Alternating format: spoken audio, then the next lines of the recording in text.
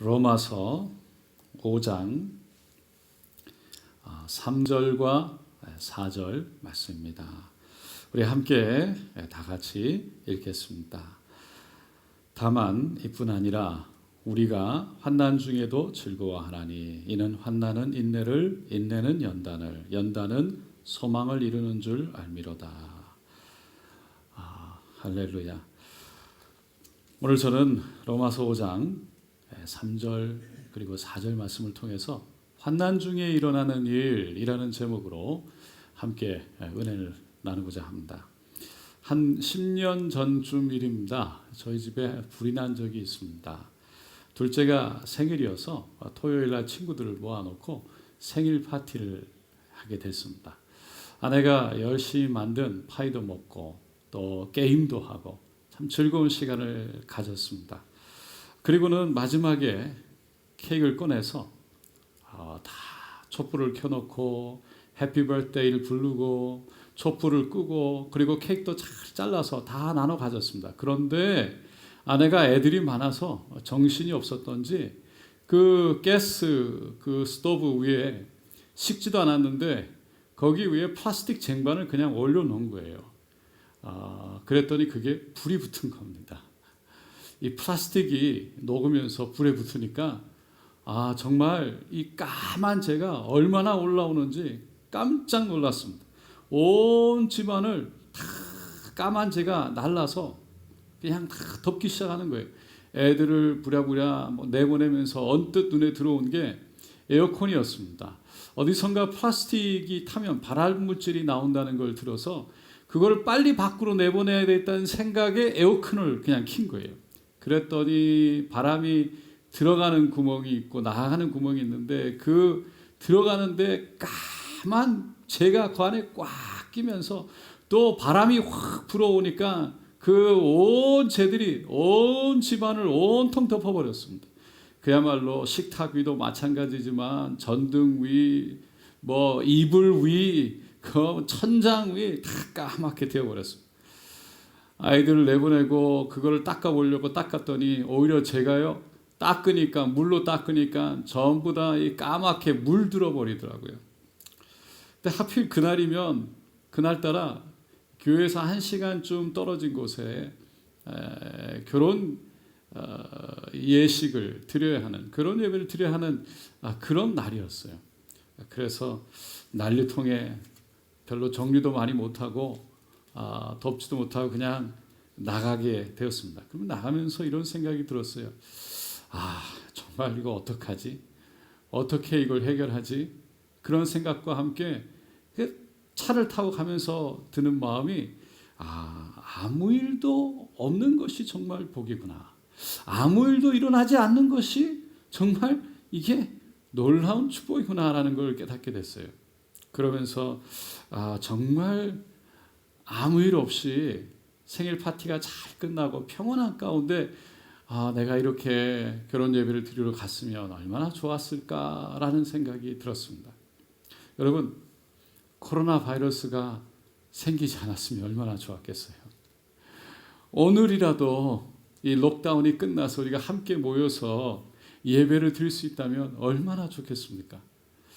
1년 반 동안 우리가 한국도 못 가고 또 아무 전 세계 어디에도 가지 못했는데 정말 이런 일이 없이 다 돌아다니고 평상시 같이 그렇게 생활할 수 있었다면 가고 싶은데 다 가면서 살았더라면 얼마나 좋았겠습니까?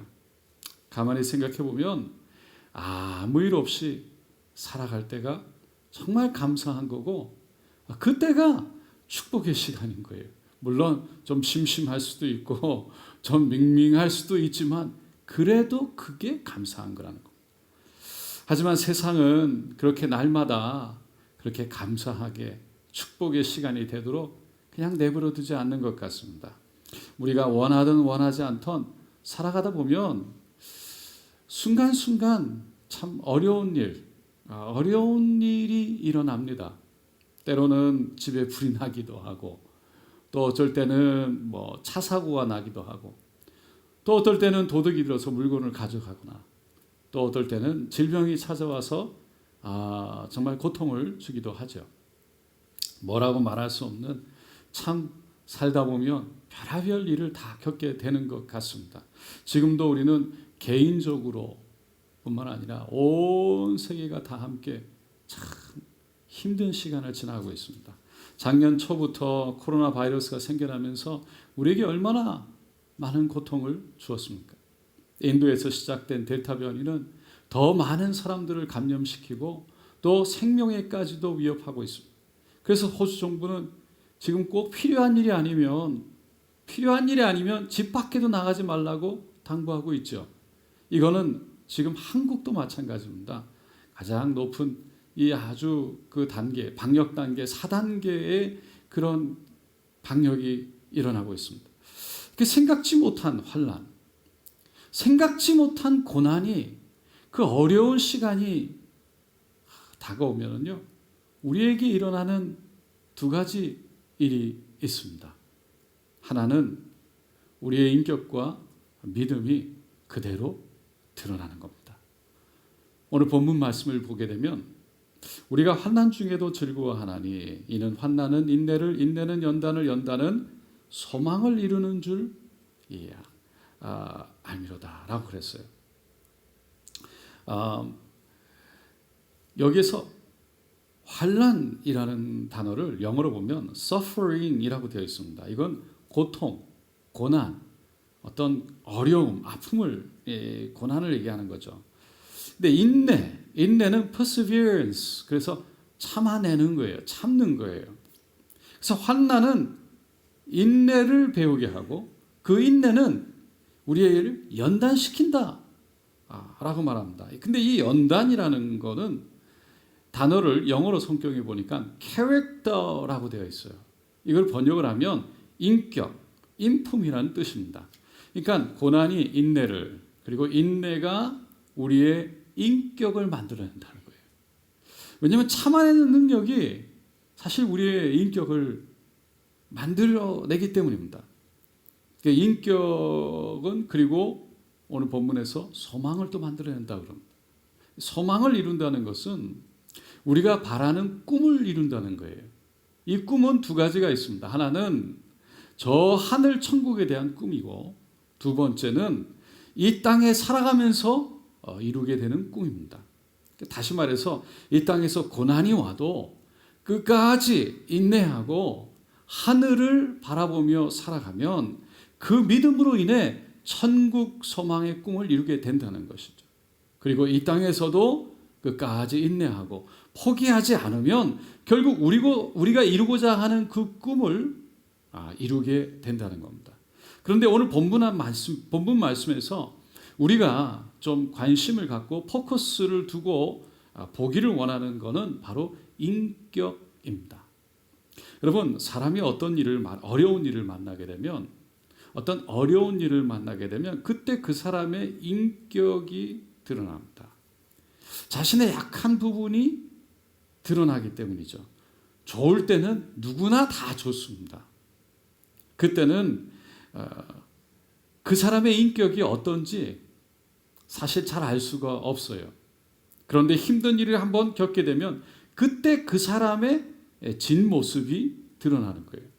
어려움을 어떻게 대처하는가, 또 그 어려움에 대해서 어떻게 내가 저 사람이 반응하는가, 그걸 보면 알 수 있습니다. 하나님을 의지하고 하나님께 매달리는가, 얼마나 그것을 지혜롭게 풀어가는가, 아니면 주위 사람들을 원망하고 비난하는가, 그걸 보면 그 사람의 댐댐이를 볼 수가 있다는 거죠. 사실 힘들 때 나의 약한 모습, 무너진 모습, 깨어진 모습, 부족한 모습들을 뒤로하고 인내의 인격을 가지고 사람들을 대하고 그리고 지혜롭게 그것을 헤쳐나간다는 것이 결코 쉬운 일은 아닙니다. 그래서 하나님은 우리를 연단시키는 거예요. 우리가 더 성숙해져서 예수님의 인격으로, 그것을 지혜로 나의 힘듦을 뒤로하고 다른 사람들의 아픔을 품어내는 그런 사람이 되게 하기 위해서입니다. 세상은 누구나 다 고통과 아픔을 가지고 살아가죠. 그런 세상에서 하나님의 위로와 사랑을 나눌 수 있는 그런 사람, 그런 인격을 가진 사람이 하나님은 꼭 필요한 거예요. 그 인격이 바로 예수님이 십자가에서 보여주신 인격입니다. 예수님은 십자가라는 엄청난 고난 앞에서 변함없는 모습으로 끝까지 우리를 사랑하셨습니다. 자신을 십자가에 못 박는 사람을 미워하거나 비난하지도 않았어요. 내가 이렇게 내 자신을 아낌없이 내어주는데 어떻게 이럴 수 있는가? 어떻게 나한테 이럴 수 있는가라는 원망이 없었어요. 오히려 그들을 용서해달라고 간절히 기도했습니다. 그것이 바로 예수님의 인격이셨어요. 하나님은 연단을 통해서 우리가 그런 예수님의 인격을 닮아가기를 원하시는 거예요. 하지만 조금 전에도 말씀드렸지만 그것은 결코 쉬운 일은 아닙니다.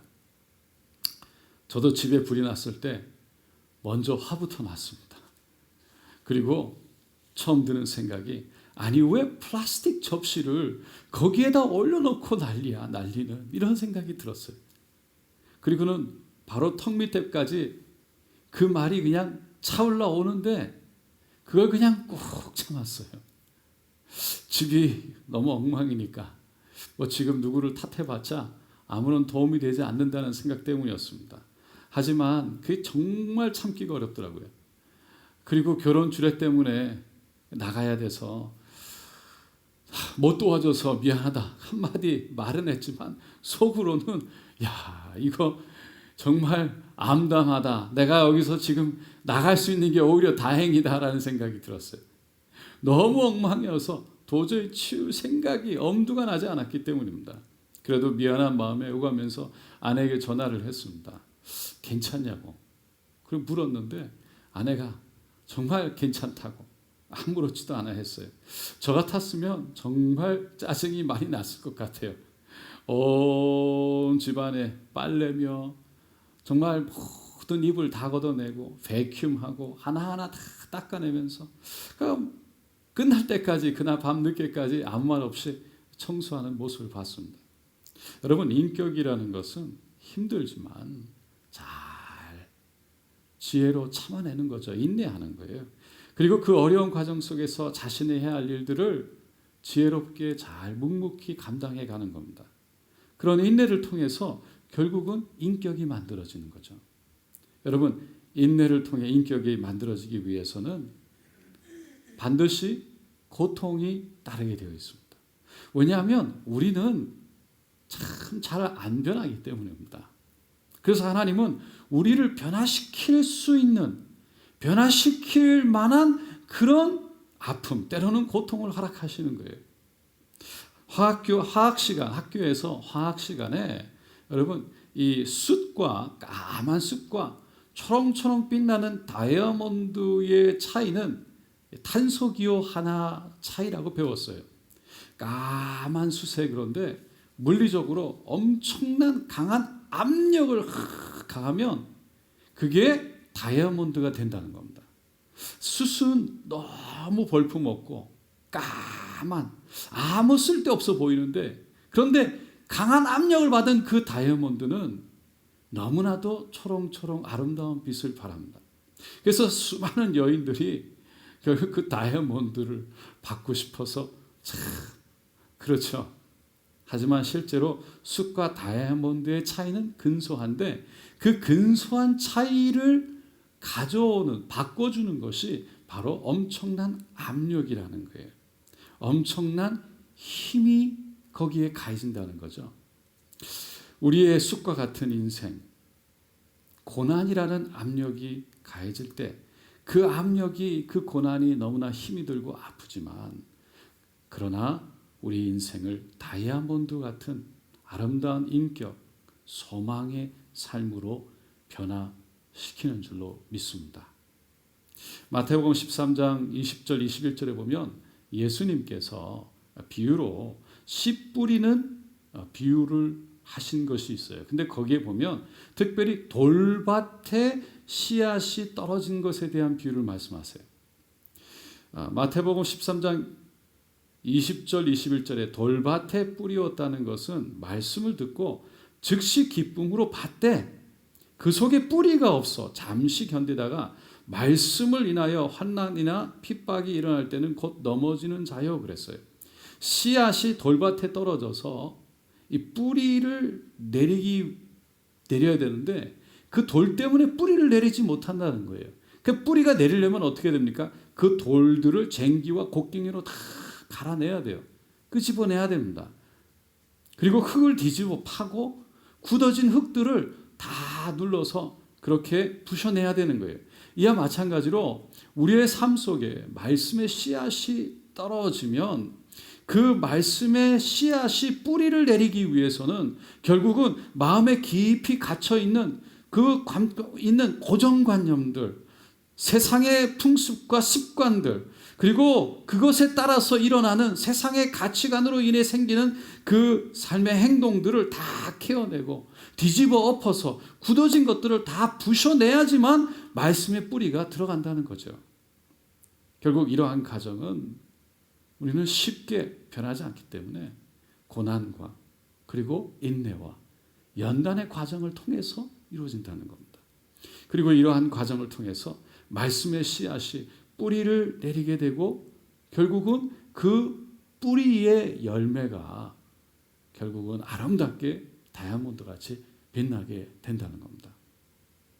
그렇기 때문에 말씀이 우리에게 부딪혀 와서 때로는 그 말씀 때문에 우리 안에 고통이 있을 때, 또 그 말씀 때문에 우리 안에 아픔이 있을 때, 찔림이 있을 때, 그때 우리 자신을 말씀 앞에 쳐서 순종시키려는 노력을 통해서 우리는 많은 사람들 앞에 결국 다이아몬드 같이 아름답게 빛나는 사람으로 변화되게 될 것입니다.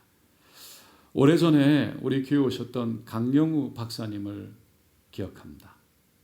지금은 천국 가셨지만 이 강영우 박사님을 직접 만나뵈면서 참 많은 것을 배웠습니다. 자신이 맹인이 되고 또 얼마 안 있다가 어머니와 누나를 먼저 천국에 보내면서 그 고통 속에서 자기가 가야 할 길이 무엇인지를 구하고 그리고 그것을 가고자 몸부림을 쳤어요. 오직 하나님만을 의지했습니다. 안 되는 것을 보기보다 그리고 되는 것을 보려고 노력했어요. 의도적으로 정말 포기하고 싶은 마음도 일어났지만 그것을 포기하지 않고 끝까지 참고 인내했어요. 그리고 자신이 맹인이라는 앞을 보지 못한다는 약점을 오히려 그것을 강점으로 사용했습니다. 누구도 도와주지 않으면 그냥 아무 데도 갈 수가 없는, 그래서 어느 누가 도와주지 않으면 몇 시간이라도 그냥 그 자리에 앉아서 기다려야 하는데 그 인내하는 과정 속에 그렇게 기도하고 끊임없이 생각하고 자신이 할 수 있는 일에 집중했대요. 그리고 다른 사람들이 다가오기를 기다렸다가 다가오는 기회가 오면 그때 대화를 하고 그 대화를 통해서 그 사람과 친분의 관계를 갖고 그 관계를 발전시켜서 결국은 그 관계를 통해 백악관의 차복차관보라는 자리에까지 올라가는 그 놀라운 일들을 결국 이루어내게 되었습니다. 그 끝까지 포기하거나 낙담하지 않고 정말 맹인으로 앞이 보이지 않지만 박사학위까지 받아냈습니다. 짧은 시간이었지만 강영우 박사님을 옆에서 함께 뵈면서 제 마음속에 가장 인상 깊게 남는 부분은 그분이 어린아이와 같이 너무나 천진난만한 모습으로 환하게 웃는 모습이었어요. 늘 환하게 웃는 모습이었어요. 근데 지금 와서 다시 한번 생각해 보니까 그 웃음은 앞을 볼 수 없는 그 엄청난 아픔과 고통 속에서 그 가운데 자신이 터득한 하나님의 허락하시는 마음의 평정, 그리고 인내를 바탕으로 세워진 인격을 통해서 나온 그런 웃음이었다라는 것을 깨닫게 됩니다. 사랑하는 성도 여러분, 우리는 지금 참 쉽지 않은 시간을 지나가고 있습니다. 이 시간은 우리의 인격을 만들어가는 시간이에요. 이 시간은 우리를 주님께로 더욱 가까이 인도하는 시간입니다. 이 시간은 더욱 예수님 닮은 인격을 만들어내는 시간입니다. 우리를 말씀 앞에 순종하게 하고 그 말씀 앞에 우리가 하나님께 두 손 들고 항복하는 시간이, 이 시간이 지나면 변화된 우리의 인격들이 우리의 삶 가운데, 우리의 가정과 우리의 직장과 사업장에서 우리를 통해 천국을 경험하게 되는 그러한 놀라운 일들이 일어나게 될 줄로 믿습니다. 둘째로, 고난 중에 일어나는 일은 우리가 여러 가지 유익을 얻게 된다는 겁니다. 창세기에 나오는 요셉의 삶을 가만히 보면 그는 아버지 야곱의 11번째 아들로 태어났어요. 근데 정말 사랑받는, 가장 사랑받는 아들이었죠. 혼자만 채색 옷을 입고 다녔습니다. 하지만 그것 때문에 형들의 시기를 받아서 결국은 종으로 팔려가고 애굽에 팔려가죠. 그리고 애굽에서 종살이를 시작해서 결국 그 가정의 가정 총무의 자리까지 올라갑니다. 그러나 이번에는 억울한 누명을 받아서 씌워져서 결국은 왕의 제수가 들어가는 감옥에 들어가고 말죠. 그렇게 팔려간 지 22년 만에 애굽의 총리의 자리까지 올라가게 됩니다. 요셉이 그렇게 종의 신분으로 시작해서 애굽의 총리에 올라가기까지 그런 과정 속에 있었던 그 사람이, 요셉을 가만히 보면 이렇게 올라갈 수 있었던 거는 요셉이 정말 지혜로운 사람이었고요. 그리고 정말 근면 성실했던 사람이었고, 그리고 여러 가지 지식도 잘 갖추고 있었던 사람인 것을 볼 수 있어요. 근데 우리가 분명히 기억해야 될 것 중에 가장 중요한 것 중에 하나가 뭐냐면, 그렇게 요셉이 지혜 있고 그렇게 성실하고 그리고 지식을 가지고 있었던 것이 그냥 어느 날 갑자기 그의 삶 속에 없던 것이 생긴 것은 아니었다는 겁니다. 그냥 저절로 생긴 것이 아니었다는 거예요. 요셉이 애굽의 왕 바로 앞에 처음 섰을 때 바로의 꿈을 해석하게 되는데, 지금부터 7년 동안은 풍년이 있을 것이고 그 다음에 7년 동안은 흉년이 있을 것입니다 라고 그럽니다. 그리고 그 꿈에 대한 해석만 하는 것이 아니라 그 앞으로 일어날 흉년에 대해서 어떻게 대처해야 되는 대체 방법까지도 얘기를 해요. 국가에 비상을 걸고 수확량의 5분의 1을 각 성읍마다 다 쏘아 놓아서 흉년이 올 때 그때 대처하면 애굽이 망하지 않을 겁니다 라고 얘기를 합니다. 이 일은요, 애굽의 역사상 참 중요한 일이 되었습니다. 왜냐하면 애굽이 흉년, 풍년과 흉년의 그 시간 동안 잘 관리를 했기 때문에 그 흉년의 어려운 시간, 모든 주위에 있는 나라들이 어려워할 때 오직 애굽만 가장 부강한 나라로 세워질 수 있었기 때문이죠. 요셉의 이러한 지혜와 지식은 그냥 만들어진 것이 아니라 아버지 밑에서 양을 치는 법을 배울 때 목축업을 배웠고요. 그 보디발의 집에서 그 온 집안의 온 일들을 다 정리하면서 또 특별히 농사일을 관리하면서 농경업을 또 대한 지식을 배웠고, 그리고 감옥에 들어가서까지도 간수장 일을 감당하면서 결국은 모든 행정 일을 감당하게 된 거죠. 배우게 된 거예요. 그런 것들이 함께 어우러져서 나온 결과가 바로 총리라는 결과물이었습니다.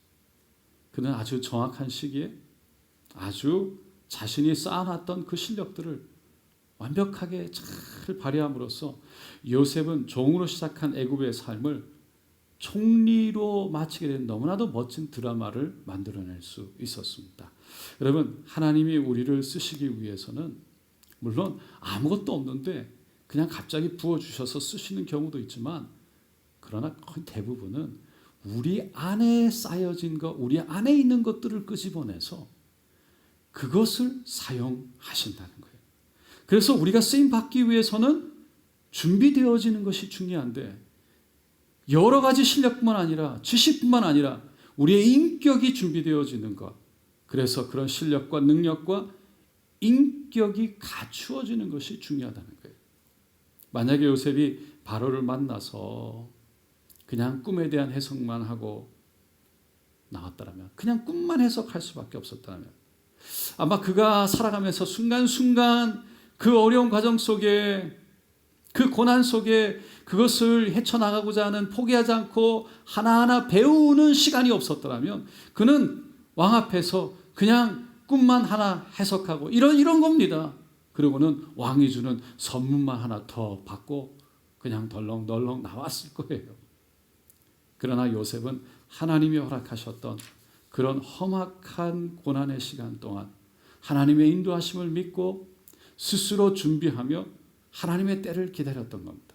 그래서 결국 애굽의 총리로 세워져서 14년 동안 애굽의 왕 바로 옆에서 이스라엘 백성들, 야곱의 후손들이 이 나중에 경험하게 될 출애굽의 하나님의 새로운 역사를 준비하는 그런 일들을 감당했던 거죠.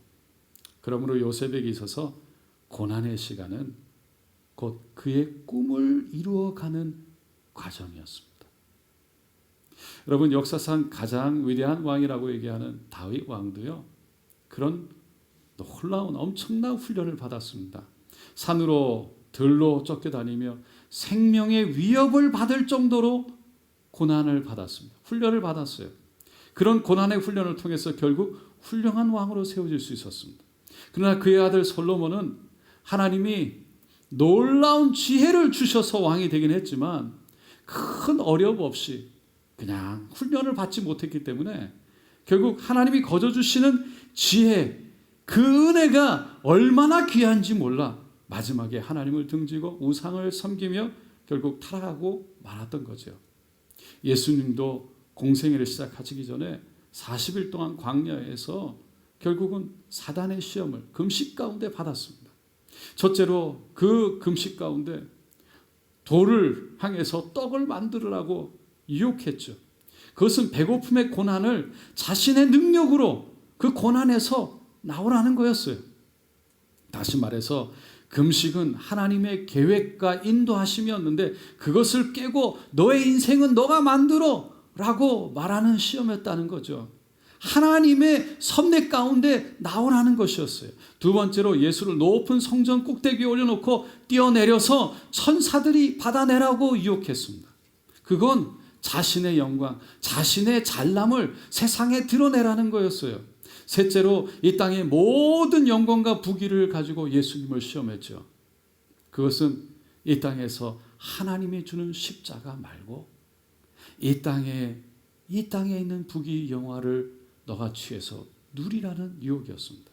인간적으로 본다면 여러분, 예수님이 얼마나 그 금식 가운데 배가 고파서 돌들을 떡으로 만들어서 먹고 싶으셨겠어요.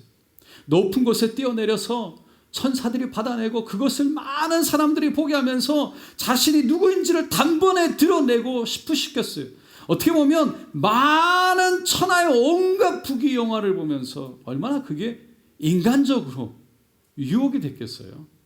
여러분, 그 유혹이 온전한 인간으로, 하나님이시지만 온전한 인간으로 오신 예수님께는 똑같이 우리가 느끼는 고통과 똑같은 고통으로 그에게 다가왔을 거예요. 하지만 예수님은 자신을 드러낸 것보다 하나님을 나타내는 것을 그렇게 그는 원했습니다. 여러분, 성경에 보면 예수님이 이런 시험을 받기 위해서 성령에 이끌려 광야로 들어갔답니다. 하나님은 예수님을 성령에 이끌려서 그런 광야, 그런 시험, 그런 고난의 시간으로 인도하셨어요. 왜 그러셨을까요? 그런 시험을 이기는 과정을 지나가게 함으로써 마지막까지 공생의 시간을 지나 결국 십자가까지 승리할 수 있도록 하기 위한 그런 준비의 과정이었던 거예요. 여러분, 어떻게 보면 예수님의 공생의 시간은요, 정말 놀라운 고통도 고난도 있었지만 놀라운 영광의 시간이었어요. 사람들의 엄청난 스포트라이트를 받았죠. 많은 사람들을 고치고 귀신을 쫓아내고 그런 놀라운 능력으로 말씀을 힘있게 선포하셨어요. 가는 곳마다 다 예수님을 사모하고 예수님을 옷자락이라도 만지고 싶어하고 그 많은 사람들이 예수님을 따랐어요. 예수님은 어디를 가나 인기가 대단한 분이었어요. 그런 인기 속에서 공생애를 살아갔지만 타락하지 않고 끝까지 하나님의 영광만을 바라보며 자신을 아낌없이 내어서 십자가를 질 수 있었던 것, 결국 그 광야의 시험 속에서 이겨내셨기 때문인 겁니다. 그렇기 때문에 우리도 지금 겪고 있는 이 고난의 시간을 이겨낼 때 이 시간이 우리에게 큰 유익이 되고 그리고 우리가 가야 할 길을 끝까지 가도록 붙들고 인도하시는 하나님의 은혜가 될 줄로 믿습니다. 김연아의 7분 드라마라는 자서전 책에 보면 이런 글이 있습니다. 13년 동안 훈련하면서 헤아릴 수 없을 만큼 엉덩방아를 찍었고 얼음판 위에 주저앉아 수도 없이 눈물을 흘렸다. 하지만 그런 고통이 있었기에 지금의 자리까지 한 걸음 한 걸음 올라설 수 있었을 것이다. 앞으로 어떤 어려움을 만날지 모르지만 분명 그 뒤에는 기쁨의 눈물을 흘리는 순간들이 있을 것이다 생각한다. 이제 나는 또다시 새로운 꿈을 꾼다.